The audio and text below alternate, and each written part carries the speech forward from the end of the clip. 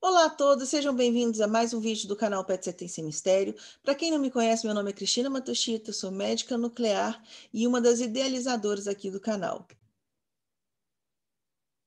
A gente vai dar continuidade, então, ao nosso módulo de neurologia e a gente vai falar, então, sobre doença de Alzheimer com FDG PET.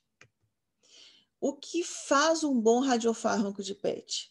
Ele precisa ter uma afinidade de ligação alta ou apropriada, uma alta e seletiva ligação ao receptor-alvo.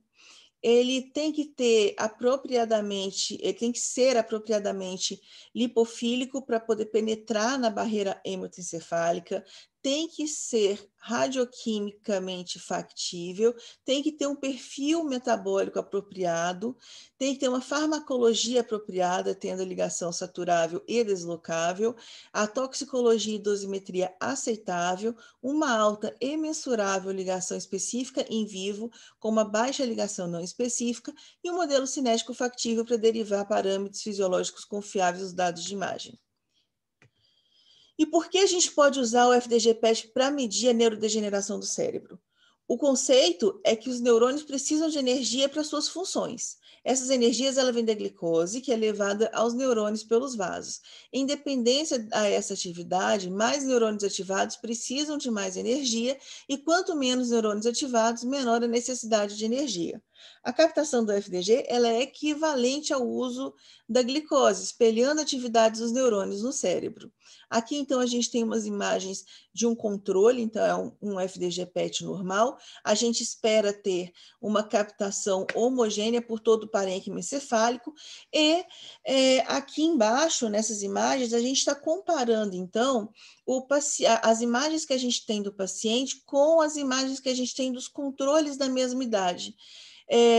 Então, é feita uma subtração de uma imagem para outra, e aí, claro, aqui a gente não vai ver nada porque nós temos um paciente normal, mas se a gente tem alguma alteração que é vista no paciente, que não é vista nos controles da idade, ele é destacado aqui nessas imagens que a gente tem de comparação com o controle. E o que vem a ser definição de demência, né? O que é demência? É a perda das funções mentais, e ela é caracterizada pelo comprometimento funcional, que seria a dificuldade na execução das atividades diárias, a regressão cognitiva e funcional, e pelo menos duas das funções cognitivas afetadas, como a memória anterógrada, execução e julgamento, habilidade visoespacial, linguagem e alteração comportamental ou de personalidade. Lembrando que esses pacientes não podem ter delírio ou qualquer outro transtorno psiquiátrico maior. A demência afeta 5% da população maior de 65 anos e 20% da população maior de 80 anos. A maior parte das demências é de etiologia neurodegenerativa, sendo a doença de Alzheimer a mais prevalente delas. Como neurodegeneração, a gente também tem a demência de corpos de Levy, a demência frontotemporal, a gente tem também os defeitos vasculares que podem levar à demência vascular, lembrando então que a etiologia neurodegenerativa e vascular é 90% de todas as demências, e a gente também tem outras causas, como Parkinson, HIV, hematoma, hidrocefalia, trauma, neoplasia, dentre outras, né?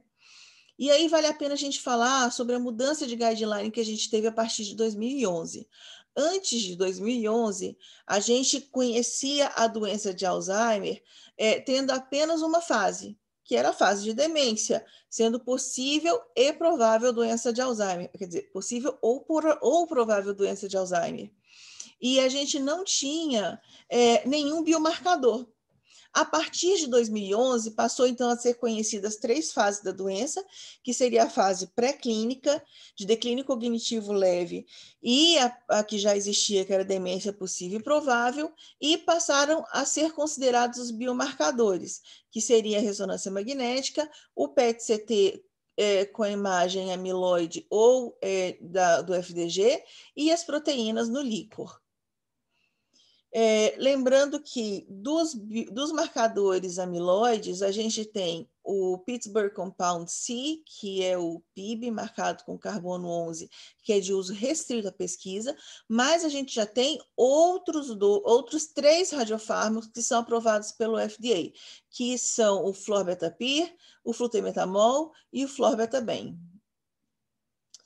Na cascata de biomarcadores, a gente tem também que destacar aonde a medicina nuclear, aonde a imagem entra. Então, vale a pena ressaltar que a proteína amiloide ela já começa a ter depósito antes mesmo da conversão para demência, então a gente consegue ter um diagnóstico na fase pré-clínica, e as imagens com FDG já passam a ter um hipometabolismo regional já depois da conversão, na fase já de sintomas dos pacientes, né? Aqui mostrando, então, a cascata de biomarcadores. A gente tem a magnitude dos biomarcadores do normal ao anormal, e vendo, então, que o amiloide PET ou o amiloide no líquor é a primeira coisa que se altera na doença de Alzheimer. O valor preditivo do amiloide é que quanto mais velha a pessoa vai ficando, menor o valor preditivo. E aí a gente tem o FDG aqui mostrando a conversão, né, marcando a conversão para demência. As imagens de ressonância e volumetria também já se alterando a partir do momento que o paciente já teve a conversão e já está sintomático. E avaliação clínica, o paciente já está, inclusive, demente, né? Aqui mostrando, então, os 3 principais marcadores que a gente tem com o PET, mostrando a progressão da doença de Alzheimer. Então, a gente tem aqui a integridade neuronal, que seria o FDG. A gente vê que ele vem decaindo com o tempo, e a partir do momento que a gente tem, então, a conversão, ele tem uma queda um pouco mais abrupta, marcando bem a conversão para demência, né? Aqui, então, olha, são a proteína tau, que são os emaranhados neurofibrilares, que a gente também vê que ele passa a ter uma ascensão progressiva a partir do momento que a gente tem já a conversão para demência. Enquanto as placas amiloides, ele já entra num platô antes mesmo de você ter a conversão para demência. A gente consegue ter, então, verificar a concentração das placas amiloides 15 a 20 anos antes do paciente começar a apresentar sintomas. Então, o que a gente tem que lembrar e o que a gente tem que gravar é que o PET-PIB ele não prediz acuradamente a conversão, e o PET-FDG e a ressonância eles já são marcadores de perda neuronal. Aqui, então, a gente tem um paciente com 70 anos com deteriorização da memória recente. Ele mostra uma atrofia temporal mesial.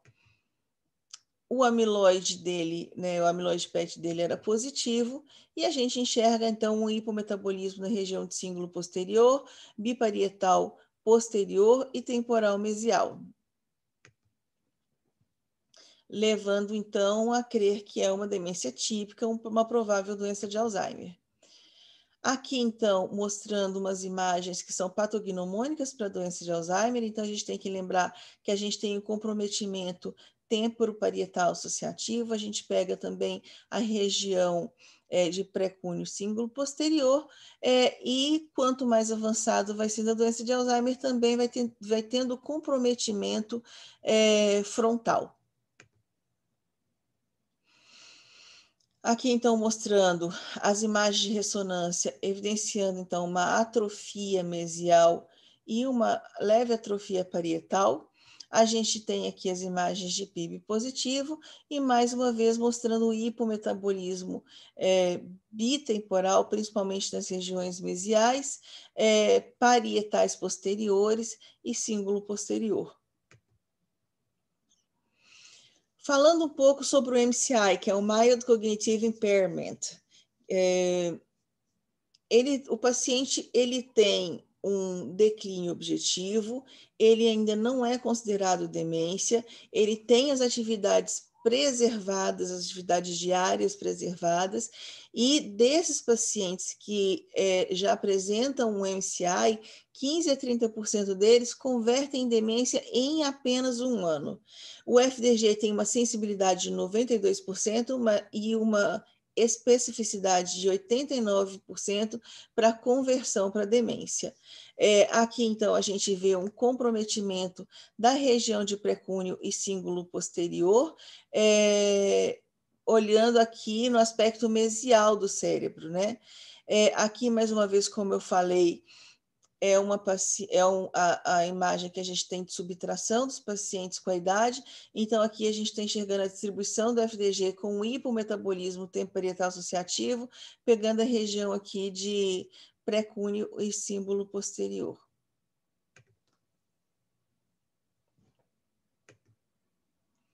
Agora, os casos mais difíceis, que até agora a gente só viu o caso típico, né? Então, vamos para os casos atípicos. Com o advento dos marcadores amiloides, a gente tem aprendido cada vez mais as variantes atípicas da doença de Alzheimer, mas esses casos são raros, até não tão raros assim, mas eles são raros. Então, aqui a gente tem a atrofia posterior cortical, os pacientes mostrando, então, um déficit mais occipital até do que tempo parietal associativa, né? E esses pacientes, eles começam comprometendo a córtex visual. A primeira reclamação deles é que eles estão tendo problema de vista. A gente tem, então, a afasia logopênica, que a gente pega sempre à esquerda aqui, olha, na região tempo parietal associativa, um hipometabolismo. Esses pacientes comprometem o lado esquerdo em um paciente destro, né? E ele começa a apresentar problemas da fala. Esse tipo de doença de Alzheimer lembra muito mais uma afasia do que a doença de Alzheimer em si.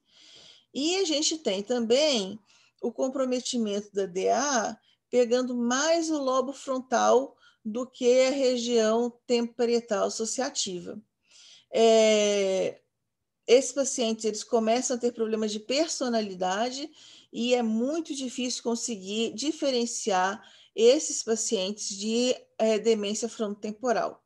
E aí, nesses casos, a gente tem uma imagem com marcador amiloide extremamente útil. Se a gente tem, então, o marcador amiloide positivo, isso daqui é a doença de Alzheimer, variantes atípicas. Aqui, então, mostrando a distribuição do FDG nas diferentes demências que a gente tem. Então, demência de Alzheimer pegando a região de tempo parietal associativa, cíngulo posterior, precúneo e algumas vezes a região frontal. Lembrando que a região motora do cérebro, que é essa região aqui, olha, ela nunca vai estar comprometida. Então, quanto mais demente, quanto mais para frente o paciente estiver, mais comprometido tiver da doença de Alzheimer, o paciente ele pode, às vezes, apresentar um hipometabolismo em quase todas as regiões do cérebro, com exceção na região motora que a gente tem. Já na demência de corpúsculos de Levy, ele se mostra mais importante nas regiões posteriores, pegando mais os lobos occipitais, e a gente não enxerga a preservação da área motora do cérebro. Na demência frontotemporal, então, a gente enxerga, como o próprio nome diz, um hipometabolismo frontotemporal, visto aqui principalmente o hipometabolismo frontal, e na demência semântica, então, a gente tem um comprometimento temporal. Aqui, então, a gente tem alguns programas de análise que podem ser usados para quantificação por ROI do FDG. Então, a gente tem o 3D-SSP, o NeuroQIL e o PALS. O PALS ele precisa usar o PMODE para conseguir rodar. Esse software é um software pago, você tem que comprar a licença, e honestamente não é nem um pouco barata. O 3D SSP já é um programa gratuito que você consegue solicitar uma senha de autorização para o uso do programa. O problema do 3D SSP é que ele não roda direito em Mac. A gente não consegue no MacBook ter uma boa visualização do cérebro. A gente tem, na verdade, só acesso à parte quantitativa. Então, aqui eu trouxe do 3D SSP porque é o mais utilizado, é inclusive o programa que eu sei que é utilizado nos aparelhos da GE, e aí então aqui mostrando só mais ou menos como ele funciona, ele pega os pixels que a gente tem na superfície para poder definir através de alguns ROIs, algumas áreas de interesse, sempre comparando com os pacientes controle da idade. Bom, muito obrigada. Fica aqui o nosso e-mail para caso vocês tenham dúvidas. Não se esqueçam de se inscreverem no canal, curtir o vídeo, ativar o sininho para poder ver novos vídeos que a gente vai trazendo para vocês. E comentem aqui o que vocês acharam da aula, tá bom? Um abraço.